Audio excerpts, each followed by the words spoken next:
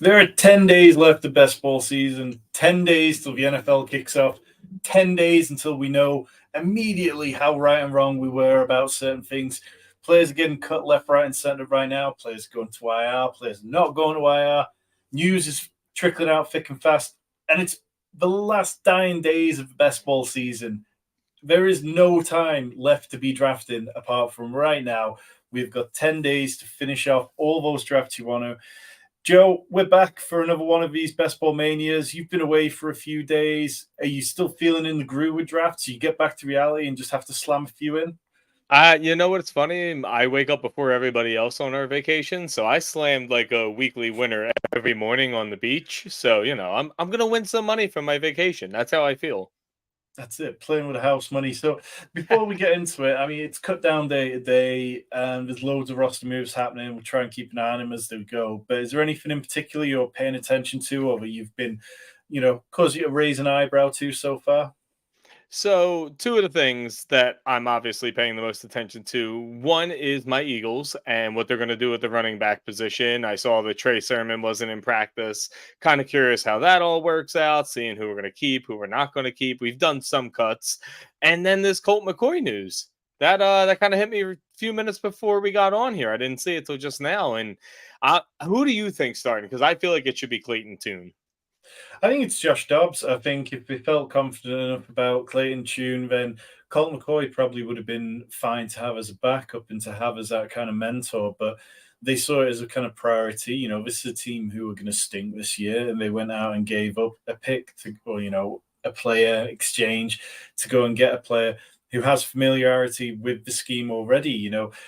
I don't think Josh Dobbs is going to be particularly good. I think we'll probably end up seeing both at points, but you don't want either of these for fantasy. I think there was a point where I was considering Colt McCoy could be reasonable. He came in at points last year and dumped off the ball to James Conner and to Greg Dortch, the Human Torch, enough that, they kept some level of fantasy reliability.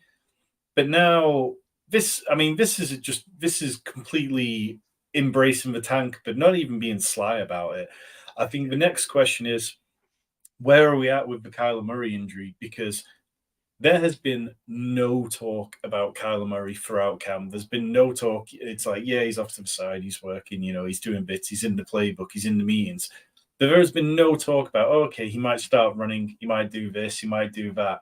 There's been nothing. There's been no glimmer of, you could get Kyler Murray back for week 8 or something. I think it's really tricky because I think the Cardinals have to assess Kyler Murray this year. They have to see whether he can adapt to their playbook, whether he can learn a new offense in the NFL, which is something we haven't seen from him, and whether he recovers enough to the point where they think that he can be like himself, or whether they just fully embrace the tank and then they go and, Caleb Williams is the number 1 overall pick next year and they eat a bunch of dead cap, but they reset the rookie wage scale and then kick on from there in this new head coach general management. So, yeah, I mean, do you have a particular lean? Do you feel like there's any hope for Cardinals fans? No, not really. No, I feel like this is going to be a real long season for them. And then with the whole Kyler Murray thing, I don't see the point of bringing him back at all. I mean, I feel like they're already embracing the tank. We all kind of feel it. The multiple picks, especially with one of them being Houston and their own, both have shots at top 5. Like you said, you reset the scale of paying the quarterback with a Caleb Williams or Drake May or wherever they might fall, possibly pairing with Marvin Harrison Jr. And then if you trade Kyler Murray, you get even more assets on top of that. And I just feel like they came into this and Jonathan Gannon and like the whole organization was like, you know what? Whole reset. Screw it. He's injured. He is what he is. We'll keep him around. We won't say much so we don't hurt the value, but we won't really bring him out there. I just don't see the point of possibly bringing him out, re injuring something, or him looking terrible and messing with the market. Yeah, and I mean, the Cardinals, in some way, they've managed to keep the cards close to their chest because they haven't hinted at anything. They've never talked publicly about what they hope or expect Murray's timeline to be. He's been out there at training camp watching how the plays are going, but there's been nothing from them. There's been nothing from Murray. And yeah, it feels very difficult to project anything. And the next thing that I'm looking for is whether Marquise Brown ends up getting traded. He's in a contract year. He has the same agent as AJ Brown, Debo Samuel, DK Metcalf, who all kicked up a fuss about where they were at last year, and they all got paid. I can't imagine that Marquise Brown wants to play on a contract year without a new contract. But if you have a new head coach, if you have a new GM, and yes, you've given up a first for this player, which wasn't your decision, I mean, you've kind of got to assess it for yourself, decide whether he's part of it or whether you want to pay him sort of 15, 16 million a year for the next few years. And a big part of that then depends on what's happening with Kyler Murray. We are going to get into a best ball draft, though, and we'll do it in just a minute. I've got like one or two quick questions. I just want to ask you quickly before we get in. Yeah. So you've been in the weekly winners streets. I mean, that contest seems to be gearing up. Are you going to be paying more attention to that as we get closer to week one with, like, you know, the more news you have then? What's your kind of current tactic with weekly winners? Are you attacking for an early season, later season kind of week, or are you just aiming to just try and build a super team? Yeah, so for me, I'm definitely going a little more weekly winners over like things like the little eliminator. I think I have one of those. I'm not really into that one. I'm going early for the weekly winners because I'm not going to it's so hard to say like we know what's going to happen in week 14, 15, 16, you know, all that fun stuff. It's so much easier to try to guess week 1. We know the injuries that are happening right now. We know we're as close as we're going to get to like perfect knowledge on week 1. So I'm shooting for week 1 to 4, and I'm going for some different players than I normally would, like the Jamal Williams of the world. They come into play for me now. So I'm definitely shooting for 1 to 4. I'm playing for like basically the first quarter of the season, make my money, and then if I hit again, great. And if I don't, you know, I've already hit once. Oh, you're on mute. Love that. I think It it's a wasn't nice me. way to play it. Yeah, tech genius over here. So Best Ball Mania, it's 82% full, doing an average of 8,500 entries per day. That is going to ratchet up this week. You're going to see multiple days where they do over 10,000 entries per day. I think it's entirely possible that you see 12,000 a day. Best Ball Mania will fill. There's no doubt about that. And I think weekly winners next week is going to do huge volume. But we've got at least one more week of being in the Best Ball Mania streets. Joe, do you want to jump into a draft? Yeah. If people want to join in with us, we will be in when Joe hits that button. Yeah, you could take my money. You think they give it to us for free by now? We've been doing so many of these. I mean, they flew me out to Brooklyn last year, so I can't grumble. Hey, that is true. Yeah, you were like a prodigy. You know, you were the prodigy for them last year. So I mean, I'm wearing Underdog merchandise most days of the week. So see, there you go. See, it's like a free sponsorship. So like they should toss us like 1 or 2 of these, or Josh could just come on with us. I mean, I've just used up all my Josh favors this week. If you haven't seen already on my channel, did a video with Josh talking about undervalued and overvalued wide receivers. It's about 40 minutes long. We hit on, I think it was 10, 12 wide receivers. Some really interesting thoughts, not just for best ball, but also for redraft. We looked at Sleepers ADP. We looked at Underdogs ADP. So if you haven't already, do check that out. Also, part 2 of that was with Dwayne McFarland, where we looked at running backs. Again, that's on the channel. And there we did it whilst drafting in the DraftKings Millie Maker at the same time. And then part 3 was with Hayden Winks, where we talked tight ends. And again, it's a great video. That one went up yesterday. And I'm having a little trouble trying to nail someone down to come on and talk quarterbacks for me. But we will be talking undervalued and overvalued quarterbacks at one point this week. So the draft, is that full, Joe? Or we're just getting there? We're just getting there, and we are the 3rd pick. So we're going to have an early pick for once. And look at this, barely any badges. It seems more and more that there are newer and newer faces on underdogs, and any draft room you get in where there's not a bunch of badges feels a little bit easier. For anyone unfamiliar, round 1, it's weeks 1 to 14, the top 2 advance. Then round 2, which is week 15, and round 3, which is week 16. Only 1 of 16 advance. So we need real ceiling outcomes from our players. We really need the nuts. And round 4, 440 team final. First place, $3 million. 10th place is only $30,000. So like a massive drop. $500,000 for regular season, most points scored, as well as various other prizes after that. But yeah, we want the 3 million, don't we, Joe? 103. Yeah. What are you leaning towards with 103? I'm kind of hoping that one of the wide receivers fall to us, but like with Jamar Chase or Justin Jefferson. But if not, I could go Cooper Kupp or Christian McCaffrey and be fine with that too. They're like the safer bets, in my opinion. Yeah, And I don't hate there's that. Jefferson does go at 101. Yeah, I mean, it wouldn't be totally surprised to see Christian McCaffrey go. Okay, Joe, your call. You take the first pick here. All right. You know what? We haven't done it yet, so I'm going to change it up. We normally go wide receiver here. We're going to do the Christian McCaffrey route this time. Let's take the Christian McCaffrey route, and then after this, we could pretty much just hammer home wide receivers, I think. Yep, I don't hate that. I mean, do you want to just flick over to the draft board if your computer will let you? Let's see. We It had a week off, so it should be good now. So we've done what, 5 entries into this contest, and we did 20 of the slow puppies together where we were talking and back and forth. And so far across those 25 drafts, we've only got 2 shares of Christian McCaffrey. So I don't hate this. He's kind of a player that across my portfolio of entries, I'm at about 5% on him. And I think there's definitely a chance he could kill me. But the thesis of being underweight on Christian McCaffrey for me is that I think the wide receivers at the top are legit legendary type players. Whereas the running back values, I mean, we're still seeing it. You know, Josh Jacobs is creeping up. Tony Pollard, he should be a first round play for me, in my opinion. It's just one of those situations where I think people just aren't putting their faith in him. But Zeke's 17 touches per game last year, they're gone. Somebody's going to have to handle them. The Cowboys aren't suddenly going to become completely pass happy. And Pollard got there on efficiency in 15 touches a game last year. I fully believe in him. Any surprises there so far, Joe? Just that Nick Chubb went where he was at. I like Nick Chubb, but I'm just surprised that he went there.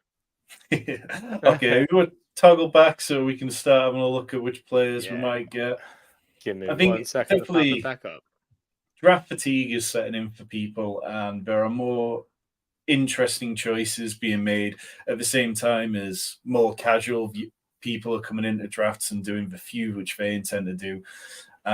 For me, I mean, I doubt Tony Pollard makes his way all the way back to us, but if he does, that would be a auto smash. Cooper Kupp fell over 106 that time. Never happens in the drafts I'm in when I'm picking at like 6 or 7. Yeah, I'm hoping Chris Olave gets to us, but I don't know how you feel about that. I don't hate it. Again, it's another player who I'm slightly underweight on, so I don't mind doing rosters like this every now and again where you take the what if I'm wrong approach. What if these are the players I need and I haven't taken a lot? I worry about Chris Olave in the red zone. I worry about the fact that he was so reliant on like downfield targets last year, and Derek Carr just might not be as good as Andy Dalton was last year because Andy Dalton played really well. But I don't look. If Chris Olave falls to us, I'll let you take that pick if that's what you want to do, and then we can figure it out from there, because I don't think you can go too wrong in the second round at the minute. Yeah, well, we'll see how this falls out. We got about 15 more seconds. It's pretty much like I would go him or Derrick Henry. We don't have the choice. Somebody took Chris Olave, so I'll let you choose the second pick. Well, let's go with Derrick Henry because, right. Generally speaking, again, that's a player who I'm out on. I think in the drafts we did together, one share we've got of him. And it's kind of that thesis of, okay, now we've paired 2 players who I'm generally not taking, I'm not approaching heavily. But I think that there's plenty to like about them. They don't share a bye week, do they? I think the Niners bye week is week 13. Yeah, so then the Niners are week 9 and Henry is week 7. Lovely. I think, and that just kind of opens up little bits for us. Like, it's not something I completely fixate on.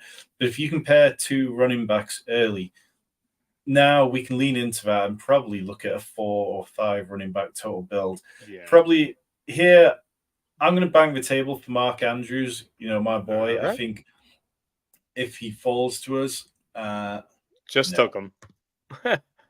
Let's go Deebo Samuel. No, wait, not Deebo. We went Mark Andrews. Andrews.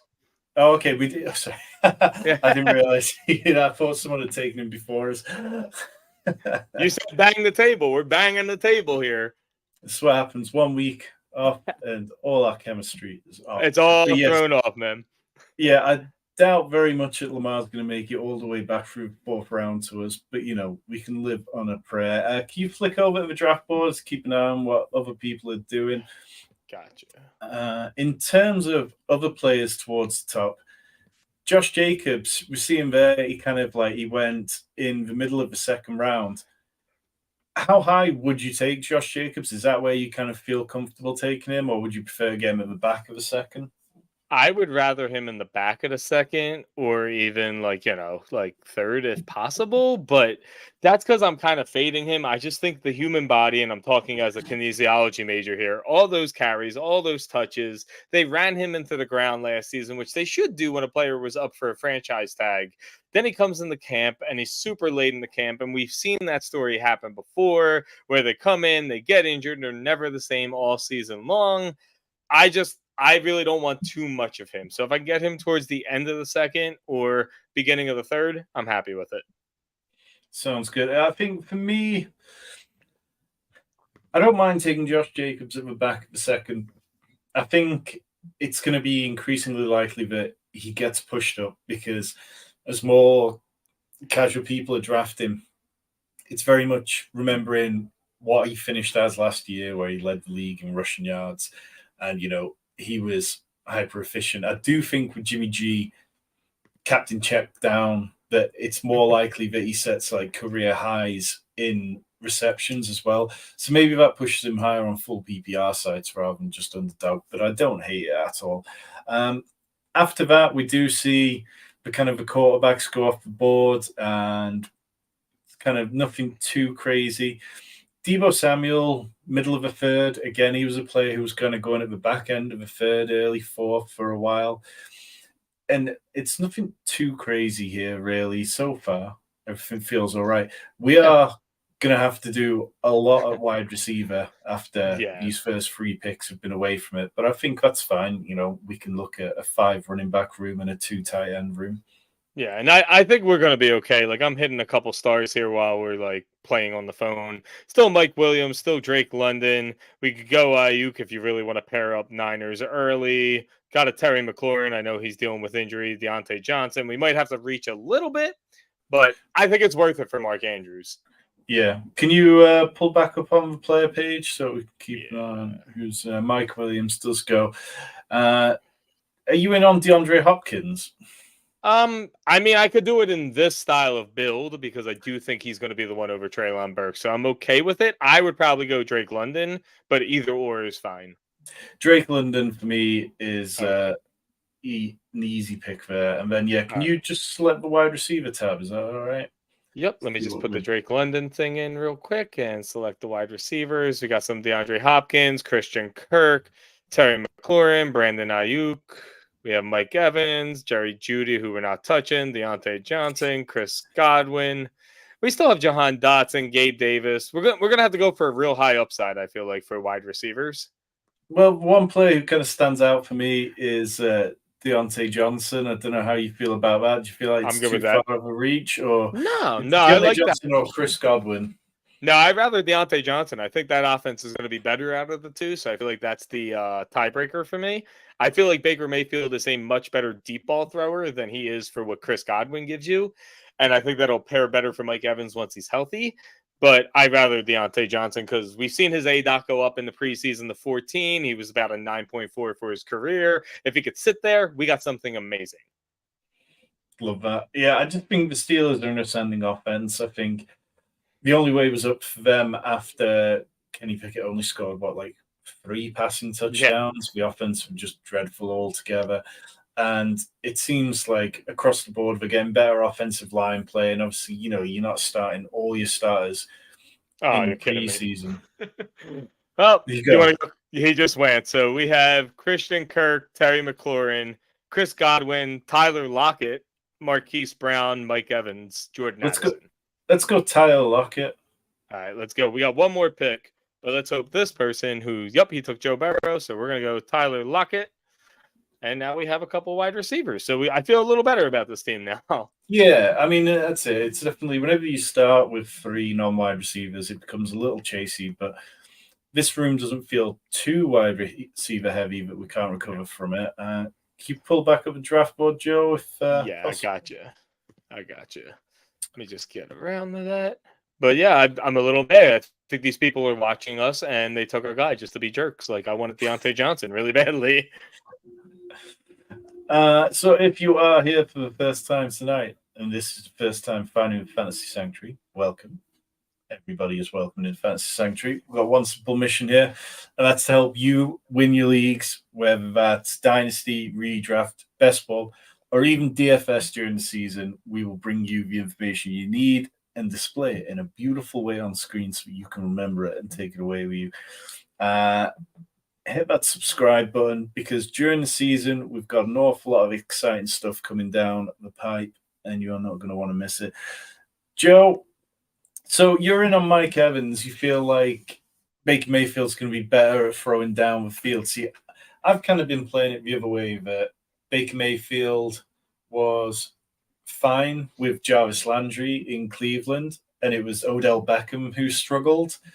And I think that's probably quite a simplistic view of it. But do you feel like it's just going to be Danger Baker Mayfield rolling out and chucking the ball deep downfield?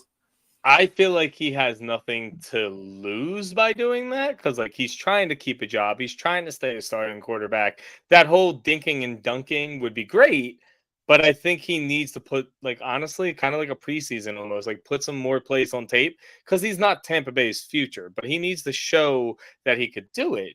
And I wish I could remember the analysts. I'm not going to take credit for the stat, but they were talking about that Baker Mayfield was the sixth best in deep ball completion percentage last year. And I know it's a very small sample size, but I didn't know that about him until this. And once I heard that, and I was like, okay, I got a better shot at the Mike Evans, blow up weeks, get me the 2 touchdowns like he did in week 17, instead of Chris Godwin, who is a PPR machine, but that was with Tom Brady. So I don't know if I'm going to get the same thing there. Yeah, Joe, your screen's lagging quite a bit. I don't know if Is you it? could close Let me down play some with it. tabs or anything. Maybe see if we Yeah. can. See what I could do here for us. Let me close this one out. Let me lock us back into the present. Yeah, no problem. So, in terms of other stuff coming this week on the Fantasy Sanctuary, later this week, Rich will be holding a live Dynasty trade show where he will be helping you with your teams in the comments and questions, make trades. He'll be suggesting trades for you. He's got a couple of great guests coming up. They'll give you ideas for what you can turn your team around, what kind of players you should be targeting, things like that. And we're going to try and make as many trades happen as possible on the channel live. So hit the like button. You can find that video is on there already. Hit the bell so you don't miss out when it does go live. We're a couple picks away. Joe, we already talked about the fact that we probably need to be concentrating on wide receiver. Terry McLaurin's falling. Jerry Judy's falling. Are you interested in either if they make it to our next pick? I'm not touching Jerry Judy just because of the injury. I feel like it's going to take a while, and we're so far behind in a sense on wide receiver that I don't want to wait for his production. If Terry McLaurin falls to us, I'll take that shot. I've obviously been away for a week. What's going on with the whole toe injury? It didn't sound too bad. It sounded like Ron Rivera was just being a little bit of a, I don't know, he was playing it very cautiously.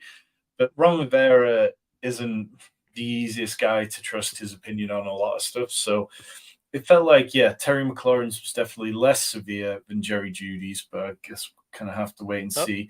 And He's then gone. McLaurin does go at pick 66. I'd be fine with either Jerry Judy, Marquise Brown, or Michael Pittman out of these kind of three.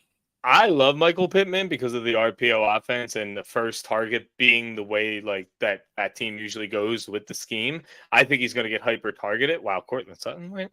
So I'd be fine with Michael Pittman, but that's up to you on him or Jerry Judy. I missed the injury, so I'm a little behind on that.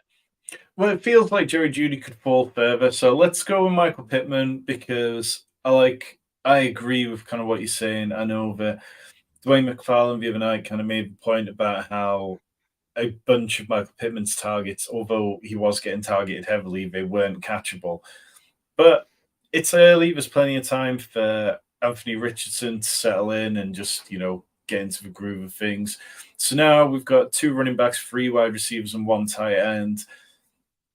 And I feel like, we've already got Tyler Lockett, haven't we? Yes. We have Drake London, Tyler Lockett, and Michael Pittman. Well, if he comes back to us, I'd be fine with Jackson Smith and Jigba here, and then we can keep an eye out for Judy. I think, the news today with Jackson Smith and Jigba won't start the season on the pup. It gives a glimmer of hope that he's not going to be out for the entirety of those first 4 weeks. And that's kind of where things went with Kenneth Walker last offseason. Kenneth Walker had an injury, but he didn't miss all that time. We're about 10 seconds away. Jackson Smith and Jigba's there, but no, he's not. So top wide receivers are Marquise Brown, Quentin Johnson, Brandon Cooks, Treylon Burks. Quarterbacks would be Deshaun Watson. Alexander Madison's fallen. Now, let's go Marquise Brown. We can't really afford to stray too far away from wide receivers at the minute. All right. So we got him now. It's a shame to not scoop those values. But if you want to flip back over to the QB, running back, wide receiver taps, so we can keep an eye on them.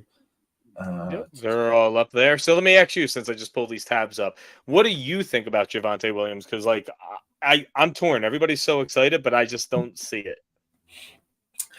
I just don't need the headache. I think Javonte Williams is well ahead of schedule, and Javonte Williams is doing better than other running backs who've had serious ACL injuries have done, and that's fantastic. It's absolutely fantastic for him. But is Javonte Williams going to be productive when the pads come on in the NFL season? Is Javonte Williams going to get the number of touches that he needs to be productive? I think you look at what the Broncos have done, and it doesn't feel like they have complete faith in him. Yes, saying all the right things. But there was a report over the weekend, Broncos were one of the teams that reached out to the Colts about Jonathan Taylor. And that's because Sean Payton could not care less about salary cap. He could not care less about long-term vision of building. He wants to win, and he wants to win now. And he gets that having a player like Jonathan Taylor would do that. I'm guessing the Broncos probably won't be in the final mix for Jonathan Taylor. But that doesn't really tell you, okay, what he's seen from Javonte Williams has blown him away, does it? It's kind of like, it definitely paints things in a slightly negative light. Do you have a particular team you're expecting Jonathan Taylor to land on? If it wasn't for the Eagles not paying running backs, I would say my Eagles. But honestly, I just feel like Miami's been involved in too many conversations with running backs to let yet another one go. I think they got a smaller window with Tyreek Hill. He's only got, I forget which year he said he was going to retire in, but it's a small window. And I think they need to go all in right now because the Bills look good on paper. But I have a feeling the Bills are going to come back to earth a little bit because I don't think they built up enough weapons around Josh Allen correctly. So this should be the time that Miami takes a shot. Yeah, completely agree with you there. I mean, it's somebody who's become quite aggressive on Jeff Wilson's ADP recently. It would hurt me to see it happen. But yeah, Devin A-Chain definitely hasn't come out and blown anyone away. It seems like, he's already picked up an injury, kind of further feeding that idea that he was too small to really be an every down running back. And the team, the way they're talking about him, it doesn't sound like they imagine him making a big impact very early on. So yeah, definitely with you on that one. We are kind of in the 8th round. Joe, can you just recap our team before it kind of gets to us? Yeah, so our running backs are CMC and Derrick Henry. Wide receivers are Drake London, Tyler Lockett, Michael Pittman, and Marquise Hollywood Brown. And the tight end is Mark Andrews. We have no quarterback yet. So at wide receiver, who's there? We're a couple of picks away. So at wide receiver, we have Treylon Burks, we have Michael Thomas, we have Tyler Boyd, Kadarius Toney, Jacoby Myers, Juju Smith-Schuster. I like to call this area disgusting. So yeah. I don't know how you feel about it, Yeah, it's not particularly great. In terms of the running back room, is there anyone standing out? Running back room. Let's take a quick look. Isaiah Pacheco, Khalil Herbert, Brian Robinson, Zach Charbonnet. We'd be reaching a little bit. Let's go Khalil Herbert. Okay, let me pull that up. As soon as it lets me, there we go. Okay, so I'm not a bit. I'm not a hater on Herbert. So I like this, and I don't think Taylor's going to end up there. So I like this pick. Yeah, I think for me, Khalil Herbert's one of those players who I was quite heavy on earlier on in the offseason, and I've laid back a little bit more. But he's exactly the kind of running back that I like to take shots on. I'm okay chasing up the draft board a bit. He's been really efficient for his career. Last year, he out carried David Montgomery 5.7 yards per carry at 4.0, and he had a big run rate of like 5% compared to Montgomery's 1.5. So, yeah, definitely. We're back on. We need a wide receiver here, Joe. Should we go Treylon Burks? He's back out there training. Yeah, I think it's just Treylon Burks, so I'm going to put him on there. If I wasn't to pick Treylon Burks, I did it anyway. But if I wasn't, the only other player I would have done would have been Anthony Richardson for the stack. But I don't know how you feel about him this year, so I'm a little curious because we know I love him. I'm a huge fan of him. Yeah, I like Anthony Richardson. I think there's a very clear path for him to be very successful in the NFL in terms of fantasy points early on, because he's not going to have Jonathan Taylor, it doesn't feel like. And if that's the case, depending on what they acquire, I mean, yes, there's Leonard Fournette out there, there's Kareem Hunt out there. They could get a running back in the trade if they traded him. But it doesn't feel like Anthony Richardson is going to have somebody of the same caliber as Jonathan Taylor to lean on, in which case he's probably going to have to lean on his own athletic abilities, which are incredible, as we've seen. Yeah.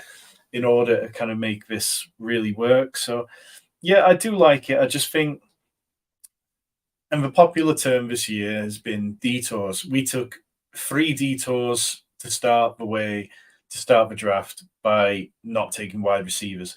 So then we were behind the 8 ball on wide receiver. And if we hadn't got to 5 by that point in the draft, then we end up in the dead zone of wide receiver where everything's really mucky. And Treylon Burks, I mean, yeah, he's practicing. He's got a chance for week 1, and there's a bit more upside. So I'm kind of fine with that. Anthony, appreciate you dropping by, checking us out. Hit that like button down below. We know that you already will have, but just in case. So in terms of quarterbacks, Anthony Richardson does go there at 105. Is Geno Smith still on the board? Or is he gone? Because we do have Tyler Lockett, don't we? So I don't mind if Geno makes it back to us.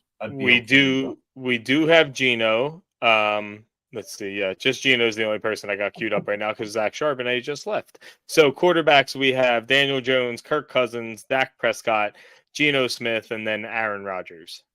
Well, you know me, Joe. I'm only interested in picking players we've already got a stack with, or if there's an easy path to a stack later on. So Geno would be the obvious choice. And I think we're in an okay area in the draft to take one if he does make it to us. Yeah, and I think he should, because everybody but 2 people have quarterbacks before our pick, and some people have 2 quarterbacks in that, so we should be okay.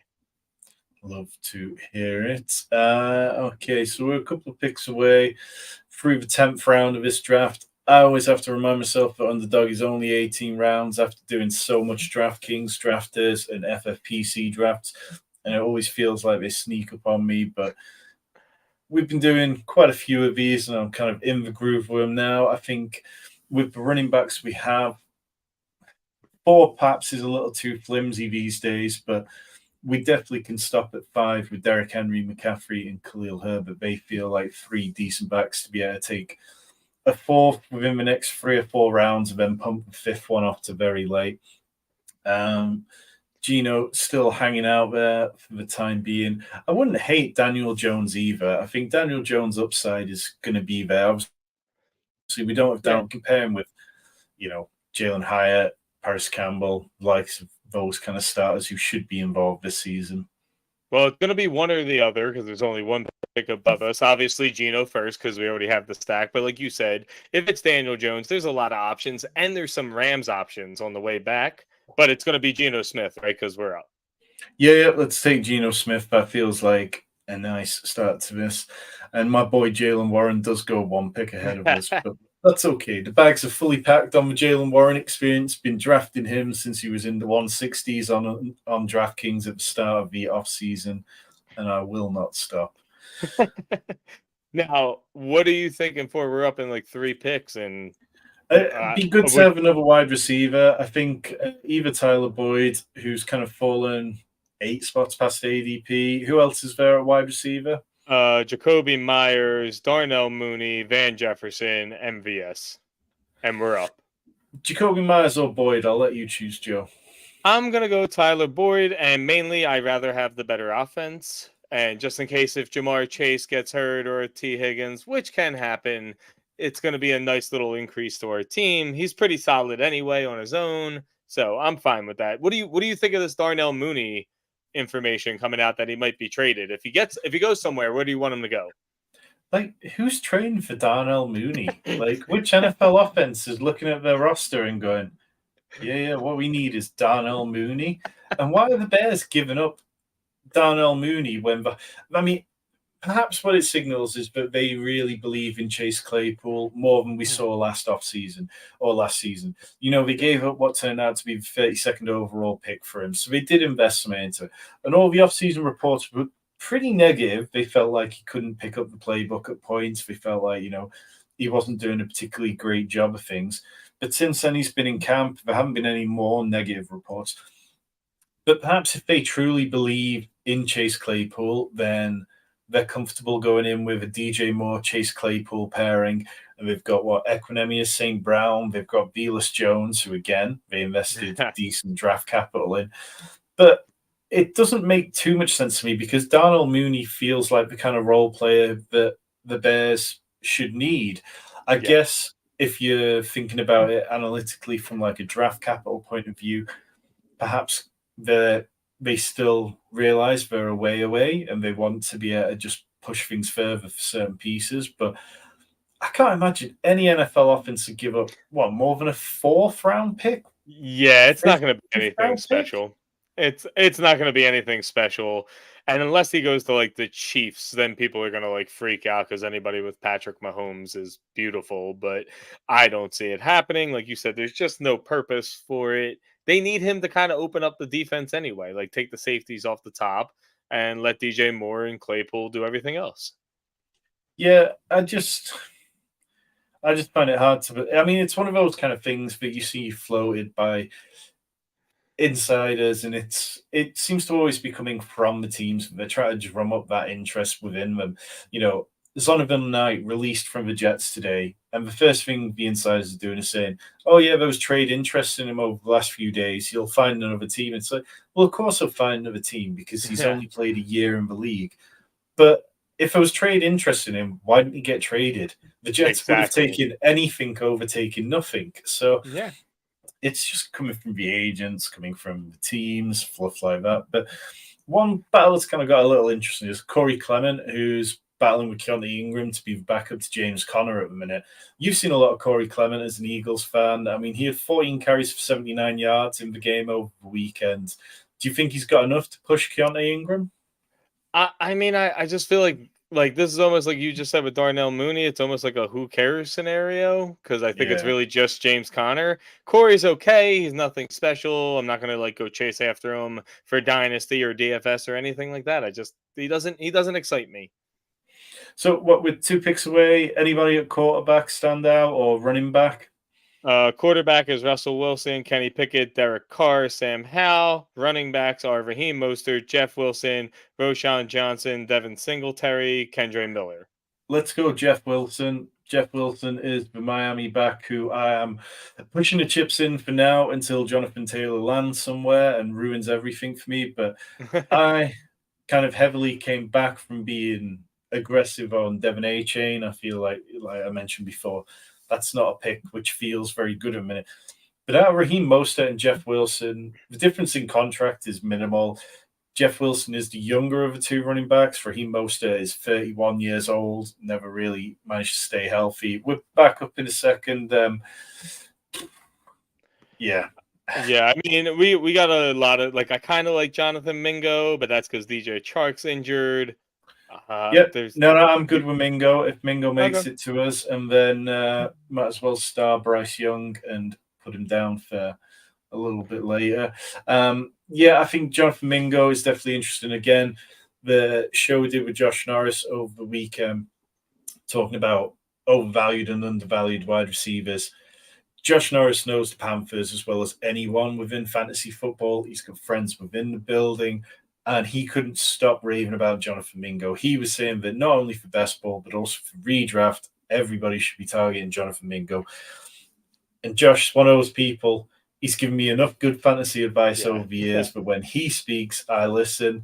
But Bryce Young and Adam Thielen, they seem to have developed some chemistry. Adam Thielen went 448, including a 16-yard touchdown this weekend.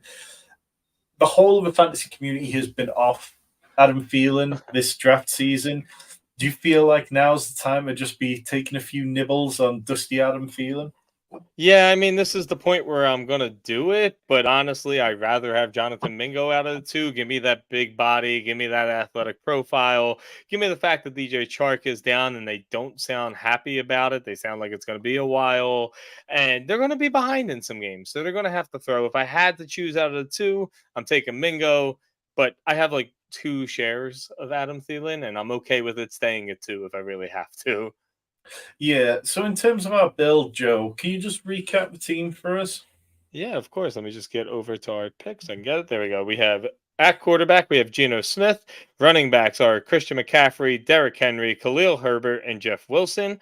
The wide receivers are Drake London, Tyler Lockett, Michael Pittman, Marquise Hollywood Brown, Traylon Burks, Tyler Boyd, Jonathan Mingo. And at tight end is Mark Andrews, who news just came out that he missed practice again, but I think we're okay. Yeah, John Harbaugh said that he expects him to practice next week and to play, and that there's nothing to worry about. So I'm kind of fine with that. And also, we can cope with a week or two missing. You know, what we can't cope with is missing at the end when it really matters. So we probably do want to add another tight end. Obviously, a Panthers one would work well if we ended up with Bryce Young. I think in terms of other quarterbacks, you know, we could be looking for Desmond Ridder. We could be looking for Ryan Tannehill. In terms of the quarterback room overall, I think we can get away with 2, but 3 might be a little bit safer. What's coming up towards this pick, Joe? Anything interesting? We got a little bit of Jaden Reed, KJ Osborne. I don't want DJ Chark. Greg Dolchich with if you don't believe in the Judy injury, like if you don't think he's going to be there for a bit. Your boy Curtis Samuel's there. We're up. It's your choice. We could do Curtis Samuel. I know you love him. I'm all right passing up on that one. In terms of quarterbacks, do we need to take Bryce Young or can we push that? I think we could push. He's 186. Okay, so give me a wide receiver, Joe. Your choice. All right. Let's go Jaden Reed. Yeah, see, our chemistry's coming back. Our chemistry's coming back. Yeah, JJ Zacharyson wrote today that he feels like it wouldn't be outlandish for Jaden Reed to lead the Packers in receptions over the second half of the season. Love that. So Bryce Young, should we be taking him with our 15th round pick here? Yeah, I'd rather just reach for him here because then we don't go again until 190, which is after his ADP. So we'd have to hope he fall a little bit. Yeah, and I think, you know, we've got, what, 15, 16, 17, 18, 4 picks to go. We need at least one quarterback, one tight end.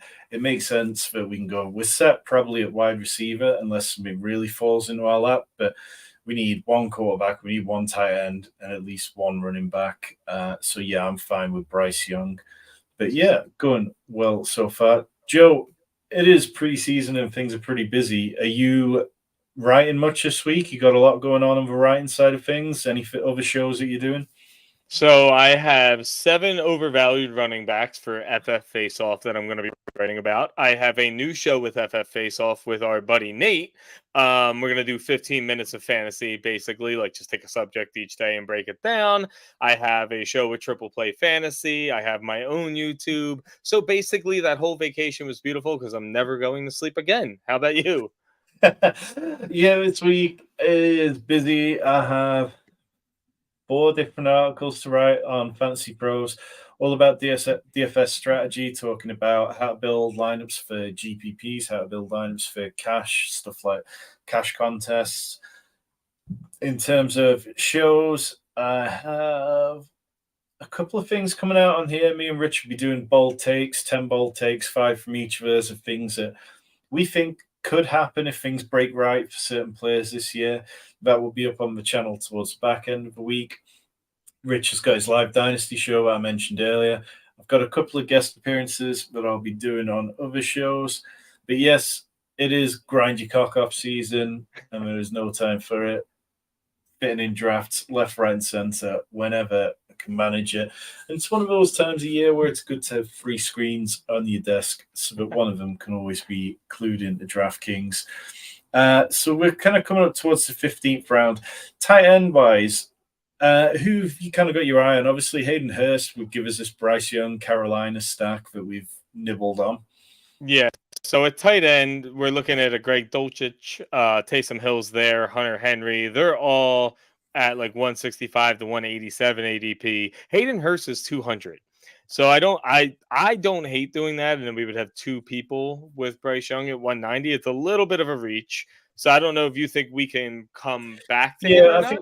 I think we can push that. I mean, we've got Okay. two picks always coming in close succession, so that could be our second. In terms of running back, if we want one more running back or quarterback is there a quarterback kind of sitting high up on the ADP that would go on our stacks? Ryan Tannehill must be kind of around this range, or Desmond Ridder.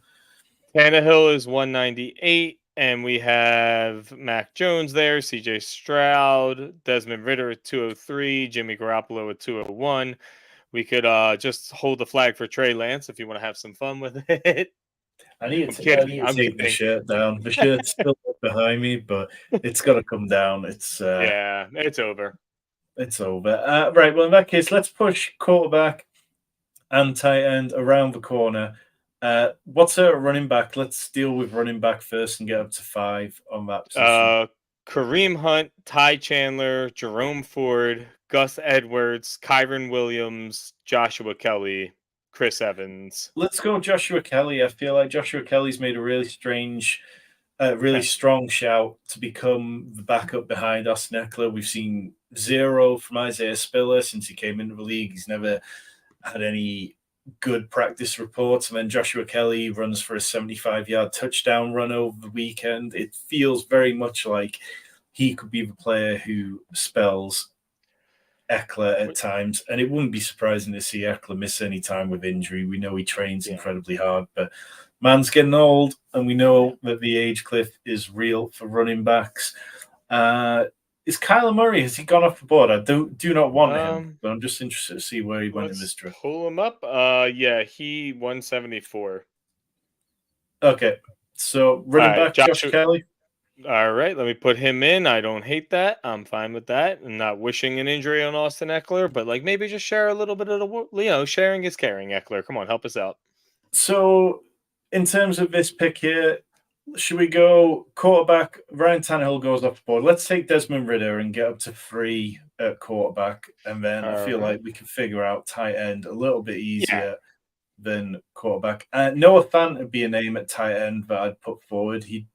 I know he doesn't have the same bye week as Mark Andrews, which is important in these kind of 2 tight end builds. Yeah, I'm 100% okay with Noah Fant. Just I know we're 17 picks away, but we have a Taysom Hill, we have a Tyler Conklin, McBride, Mike Gesicki, Isaiah Likely. If we just want to go like team tight end in case Mark Andrews gets hurt, but we got a couple options. We'll see how it rolls out because we got 14 more picks. Lovely stuff. Okay, so in terms of your team, the Eagles, Joe, how are you viewing this running back room? Because this is probably one of the most talked about things this offseason. Like, it is really difficult to try and get a gauge on how it's going to play out. So between watching the practices that I've been at, seeing the preseason, watching the playoff run, one thing you can learn from Nick Sirianni is that he trusts Kenneth Gainwell. So those important things with the 4-minute drive, the 2-minute drive, the third down plays, I expect to see him there. And the thing that has made me tail off from Rashad Penny is that he keeps running with the second team. And he doesn't seem to have that same burst. So I honestly feel like, barring a Jonathan Taylor trade, that you're going to want Kenneth Gainwell and you're going to want DeAndre Swift. But if I have to choose in that, I'm going and doing the old Patriots thing with just give me the lower ADP and hope that I pick the right week to start them, or hope that they blow up in my best ball as we're, doing a draft for best ball right now. Yeah, it's tricky because Rashad Penny is such a good running back, and behind this offensive line, he could be ludicrously good if he stays healthy. DeAndre Swift is clearly a very talented player, but we really just haven't seen an awful lot of that talent in recent months. I mean, the last couple of years, it's been very difficult. And I mean, the Eagles, what they targeted running backs like 12% last year, the lowest rate across the Yeah. year. Do you really believe Jalen Hurts is going to target them at a higher rate? Not really. Again, like went to the practices, saw some of the preseason. Like it's just not what he does. And honestly, I don't want him to do that. We have AJ Brown, we have Devonta Smith, we have the Dallas Goddard. And nothing against these running backs, but if we're checking down to him, our team is not functioning at a high enough level to make the Super Bowl then. So I don't want them that involved, which makes me kind of skate away from Swift and lean into Gainwell because they trust him. And if they could trust him blocking and if they could trust him in the 4 minute, 2 minute drills, that's the guy I want. Cool. So we are just a few picks away. In terms of the tight ends we talked about, oh no, yeah, is Noah Fant still there? Yeah, Yep, nice. yep. So Yeah. that's the pick I'll make. If it's not him, we have Michael Mayer, Trey McBride, Mike Gesicki, Isaiah Likely, and then a whole lot of nothing I really want to touch. Like, Yeah, I think for me, it's very much Noah Fant there. Michael Mayer is fine, and perhaps getting a bit of a discount on him, but he has the same bye week as Mark Andrews, which in a two tight end build does turn me off a little bit at that kind of money point of the season. And yeah, there are reports that Michael Mayer has struggled to learn the blocking side of the game in training camp, which means that he's probably not going to have an every down role from the off, which it's not really what you want from your rookie tight end. So, yeah, Noah Fant. Joe, can you recap all our 18 picks, please? Yeah, of course. So our quarterbacks are Geno Smith, Bryce Young, Desmond Ritter. Our running backs are Christian McCaffrey, Derrick Henry, Khalil Herbert, Jeff Wilson, Joshua Kelly. Our wide receivers, the stack with Ritter, we have Drake London. The stack with Geno Smith, we have Tyler Lockett. We have Michael Pittman, Marquise Hollywood Brown, Traylon Burks, Tyler Boyd, Jonathan Mingo to stack with Bryce Young, and Jaden Reed. Our tight ends are Mark Andrews and Noah Fant. And the draft summary says that we are probably a top 3 team according to projections. Well, I don't like to pay attention to the projections apart from They when they make me tell us feel good, that we man. are going to be good, in which case we will take it. And obviously, we do want to finish in the top 2 of 12 to advance out of here and have a shot at the real big money. Joe, what's your kind of plan for best ball over the next 10 days? Is there a particular contest or particular area where you're going to be firing entries, or are you just easing off now, trying to get into that redraft DFS mindset? So for me, I end up doing my best ball a little differently now the preseason's over. I have all my big tournament plays. That's all I've done all season. And now I'm going to go and hammer home like these $1 DraftKings and these $3 leagues and all the small leagues. Because what I've come to realize is that everybody joins them, makes maybe like a pick or two, and then they just mess around for the rest of it because they don't care. And it's the easiest way for me to like pad my bankroll. So this is the point where I'm just going to open up a lot of quick, 3-player drafts for $1, build them up, make an extra $100 to $150 off that, and call it a day. Sounds like a very good way to approach it.